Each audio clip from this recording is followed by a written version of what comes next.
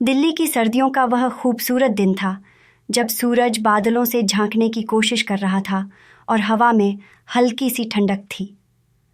अनन्या, जो दिल्ली विश्वविद्यालय में इतिहास की छात्रा थी, हमेशा की तरह अपनी किताबों में डूबी रहती थी। उस दिन भी कॉलेज खत्म होने के बाद वह जल्दी जल्दी चांदनी चौक की भीड़-भाड़ वाली गलियों से होकर घर जा रही थी। अपने कानों में ईयरफोन लगाए गाने सुनते हुए वह अपने ही ख्यालों में गुम थी। तभी अचानक उसका पैर एक पत्थर से टकराया और वह गिरने को थी कि किसी ने उसे कसकर संभाल लिया। संभल कर चलिए, वरना ये दिल्ली की गलियां आपको माफ़ नहीं करेंगी, एक नरम पर मजाकिया आवाज़ ने कहा। अनन्या ने चौंक कर ऊपर देखा। सामने एक लड़का था जिसकी मुस्कुराहट इतनी गर्म थी कि वह ठंड में भी राहत जैसी लगी। वह अनजाने में कुछ पल उसे देखती रह गई। शुक्रिया, उसने झेंपते हुए कहा। कोई बात नहीं, वैसे मैं आर्यन, उसने अपना हाथ बढ़ाते हुए कहा। अनन्या, उसने हल्के से हाथ मिलाया। उस पल ने जैसे समय को रोक दिया, लेकिन अनन्या ने खुद को संभाला और वहाँ से चली गई। उसे लगा कि यह महज एक संयोग था, पर उसे नहीं पता था कि यह छोटी सी मुलाकात उसकी ज़िंदगी की सबसे बड़ी कहानी बनने वाली थी। कुछ दिन बाद अनन्या अपनी किताबें लेकर एक छोटे से कैफ़े में बैठी थी। वह अपने नोट्स तैयार कर रही थी और हर बार की तरह उसका ध्यान पूरी तरह अपने काम पर था। तभी किसी ने उसके पास आकर कहा, आप हमेशा इतनी ही डूबी रहती हैं या सिर्फ तब जब लोग आपसे बात करना चाहें? अनन्या ने चौंक कर ऊपर देखा। ये वही था, आर्यन। अरे आप, उसने कहा, उसकी बातों पर हंसी रोकने की कोशिश करते हुए। हाँ, मैं। और आप शायद इस कैफ़े की रेसिडेंट स्कॉलर हैं, उसने मजाक किया। नहीं, बस पढ़ाई कर रही हूँ, उसने जवाब दिया। अगर मैं आपके पढ़ाई में खलल डालूं तो बुरा तो नहीं मानेंगी? अनन्या मुस्कुराई और अपना लैपटॉप बंद कर दिया। ठीक है, बोलिए।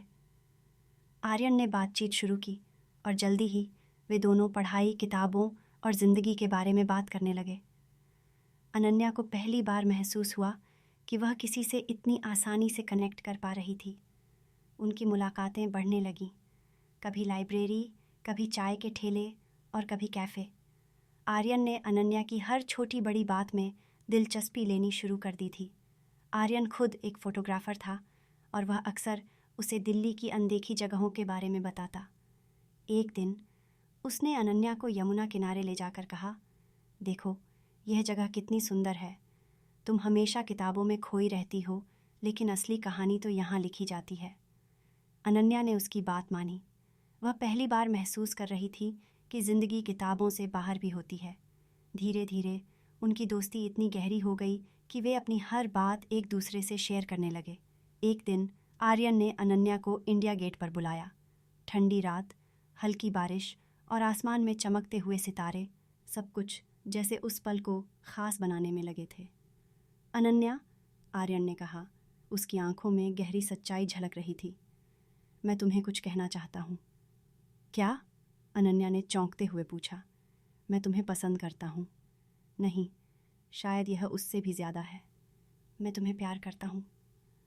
अनन्या के दिल की धड़कन तेज़ हो गई। वह चुप थी, लेकिन उसकी आंखों में खुशी के आंसू थे। मैं भी, उसने धीरे से कहा। आर्यन की आंखों में चमक आ गई। उसने उसका हाथ पकड़ा और कहा, तुम मेरी ज़िंदगी हो और मैं तुम्हें हमेशा खुश रखूँगा। उस दिन के बाद उनका रिश्ता दोस्ती से कहीं आगे बढ़ गया। वे हर पल एक दूसरे के साथ बिताने लगे, लेकिन हर कहानी में मुश्किलें आती हैं। एक दिन अनन्या के घर में अचानक माहौल गंभीर हो गया। उसके माता पिता ने उसकी शादी के लिए एक रिश्ता तय कर दिया था। पापा, मैं ये शादी नहीं करना चाहती, अनन्या ने कहा। क्यों? वह लड़का अच्छा है और परिवार भी अच्छा है। पापा, मैं किसी और से प्यार करती हूँ, उसने डरते हुए कहा। उसके माता पिता चौंक गए। वे इस रिश्ते के खिलाफ थे। जब अनन्या ने यह बात आर्यन को बताई तो उसने उसका हाथ पकड़ लिया। हम मिलकर इसे सुलझाएंगे, तुम पर भरोसा है मुझे, उसने कहा। आर्यन ने अनन्या के माता पिता से मिलने का फैसला किया। वह उनके सामने विनम्रता और ईमानदारी से खड़ा हुआ और कहा, मैं अनन्या से प्यार करता हूँ। मैं उसे खुश रखने का वादा करता हूँ। मैं जानता हूँ कि मैं उतना परफेक्ट नहीं हूँ, लेकिन मैं उसे कभी तकलीफ़ नहीं दूंगा। धीरे धीरे उसकी सच्चाई और प्यार ने उनके दिल को छू लिया। कुछ महीनों बाद चांदनी चौक के उसी मंदिर में जहाँ पहली बार अनन्या और आर्यन मिले थे, उनकी शादी हुई।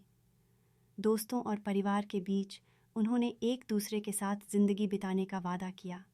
शादी के बाद आर्यन ने अनन्या से कहा, हमारी कहानी चांदनी चौक की गलियों में शुरू हुई थी और अब ये पूरे आसमान में गूंज रही है। अनन्या मुस्कुराई और उसके कंधे पर सिर रख दिया। उनकी कहानी हमें यह सिखाती है कि सच्चा प्यार मुश्किलों से नहीं डरता और हमेशा अपनी मंजिल तक पहुंचता है।